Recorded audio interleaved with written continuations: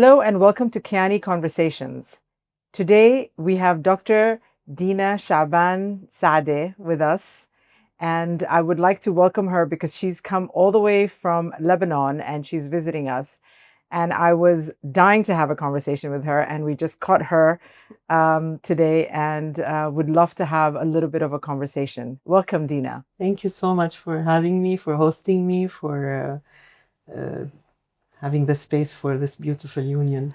Please introduce yourself so that our audience can get to know you a little bit better. So I started my career as a clinical pharmacist in Vancouver, British Columbia, and I worked in hospital and community.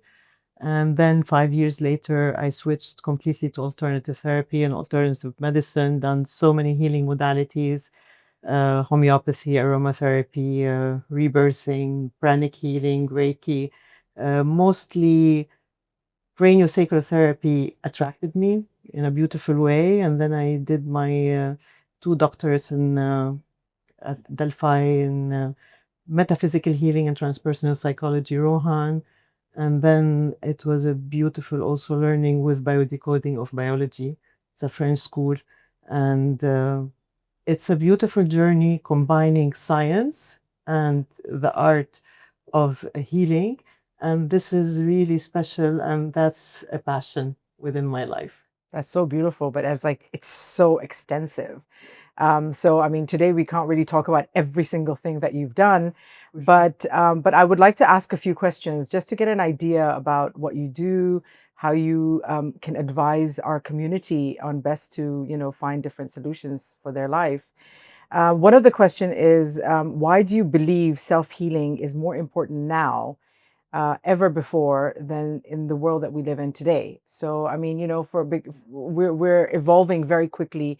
Time is moving very fast, and we find that we need help on an instant.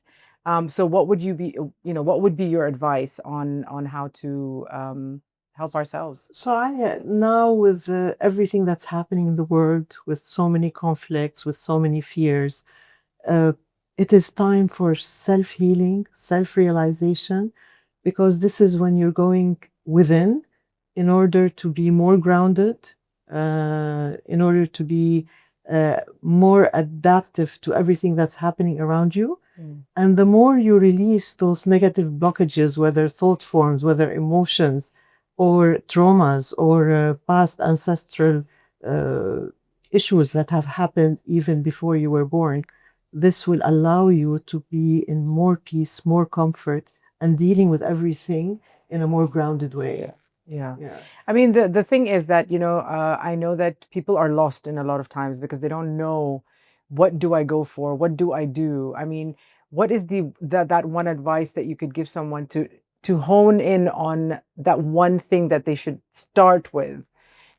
Every time people talk about like meditation and other healing forms, I feel the best thing is to have the intention, because intention initiates everything. When we have the intention to work on ourselves, when we have the intention to better ourselves in so many different ways, that intention is our healing. In Arabic, they say, إنما الأعمال بالنيات. So when you have that intention to move forward, you have it, because healing, 50% is intention, and then doing the different healing modalities to work on yourself. And the more you work on yourself, the more you work on your community, on your family, on your friends, on the country. It's like a ripple effect. So intention is number one. Absolutely. No, that's wonderful. And so going to the part where someone is feeling very overwhelmed or disconnected, what's the first gentle step, that you could recommend for self-realization?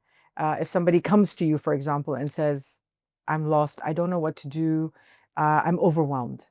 What is the first step that you could tell them that's manageable? Because, a lot of times we give suggestions to people and they're just like, oh, I don't think I could do that. I can't achieve this. I don't have the time for this. So what is the first step that you could advise anyone? So when I do my healing sessions, for example, uh, I do the first part with transpersonal psychology. We talk about the family birth, your birth, your birthday, then numerology, and then you go into what stories have happened in your life. And those stories, sometimes they have different faces, but it's the same thing. It's like maybe abandonment, maybe loss, maybe abuse, anything. And then when you do the hands on healing in different healing modalities, you're really focusing on what has been happening in the stories and the negative emotions that are held inside that are blocking your movement forward.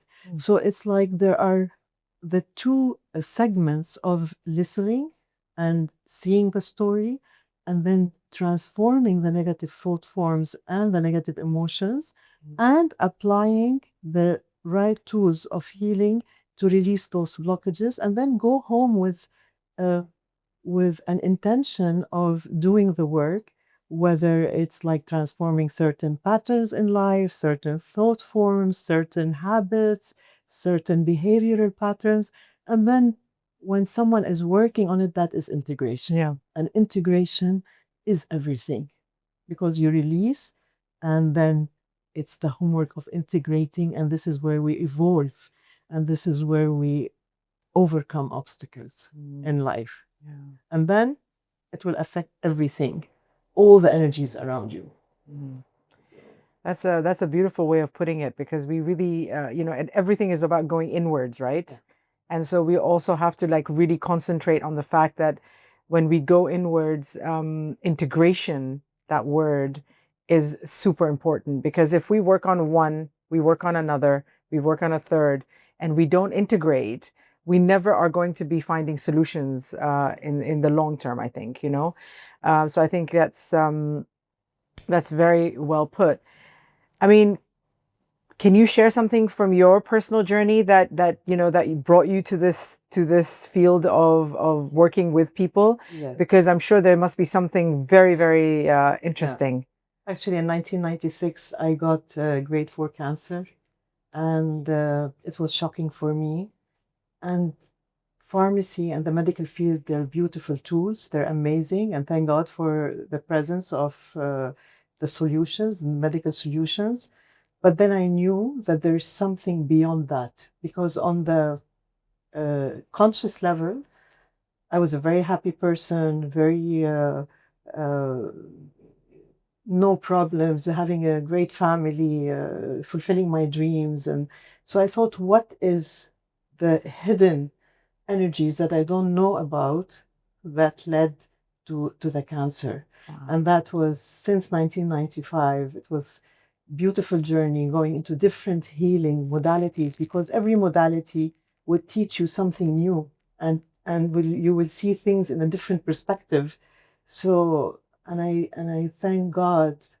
When we have our traumas, we always have to thank God for everything, because it's it's a learning experience. It's a learning journey. It's not like, how could this happen to me, or it's what is the lesson behind that? What is it teaching me? How am I going to transform my life in a way that I understand life better?